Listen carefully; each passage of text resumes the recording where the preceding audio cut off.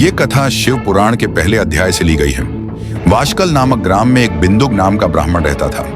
उसकी एक सुंदर पत्नी थी जिसका नाम चंचुला था। बिंदुक दुरात्मा, पापी और वैश्यागामी था। वहीं उसकी स्त्री धर्मपरायण थी। दुराचारी पति के आचरण से प्रभावित होकर चंचुला भी दुराचारिणी हो गई। बिंदुक मृत्यु के बाद नरक भोगने चला गया और उसके बाद विंध्य पर्वत पर एक भयंकर पिशाच बन गया। चंचुला अपनी इच्छा अनुसार पति मृत्यु के बाद अपना जीवन व्यतीत करने लगी। एक दिन वे अपने भाई बंधुओं के साथ गोकर्ण क्षेत्र में गई। वहां उसने तीर्थ स्थल पर स्नान किया और मेला घूमने लगी। तभी उसकी भेंट एक ब्राह्मण से हुई जो भगवान शिव की कथा सुना रहे थे। चंचुला भी वे कथा ध्यान से सुनने लगी।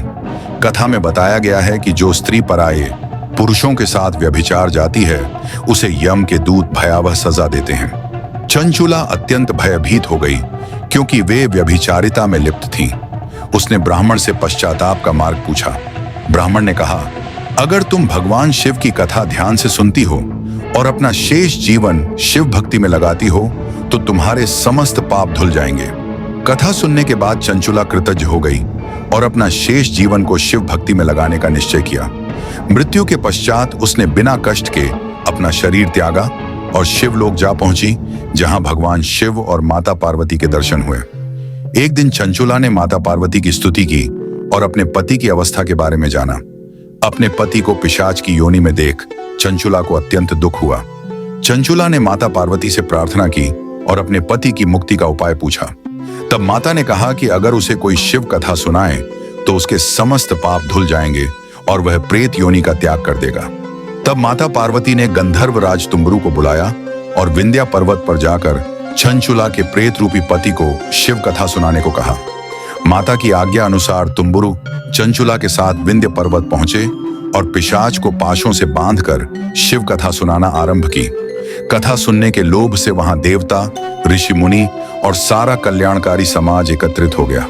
कथा सुनते ही बिंदुक ने अपना पिशाच रूप त्याग दिया और श्वेत वस्त्रों और आभूषणों से सुसज्जित होकर चंचुला और तुम्बरु के साथ शिवलोक को चल दिया। वे दोनों पति पत्नी भगवान शिव और माता पार्वती का गुणगान करते रहे। भगवान शिव ने प्रसन्न होकर बिंदु को अपना पार्षद और माता पार्वती ने चंचुला को अपनी सखी का पद दे दिया। दोनों सनातन धाम में अविचल निवास पाकर सुख से रहने लगे। शिव पुराण में इस कथा के माध्यम से यह संदेश दिया गया है कि धैर्य, निष्ठा और अडिग भक्ति से ही परम फल की प्राप्ति होती है। माया भटकाने का प्रयास करती है पर साधक को अडिग रहना चाहिए। भगवान शिव करुणामय हैं और सच्चे भक्त को कभी नहीं छोड़ते। अगर आपको यह कथा पसंद आई हो तो आपसे अनुरोध है कि कृपया हमारे चैनल को लाइक करें और सब्सक्राइब करना न भूलें। आपका ऐसा करने से हमें उत्साह और प्रेरणा मिलती है। धन्यवाद। जय श्री राम। पाप नहीं फलता कभी, यही जगत की रीत।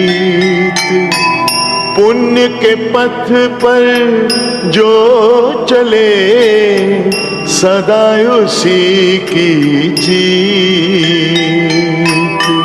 जिसके मन ईश्वर बसे आँच न उस पर आए। जग बैरी हो जाए पर उसको मार न पाए, उसको मार न पाए।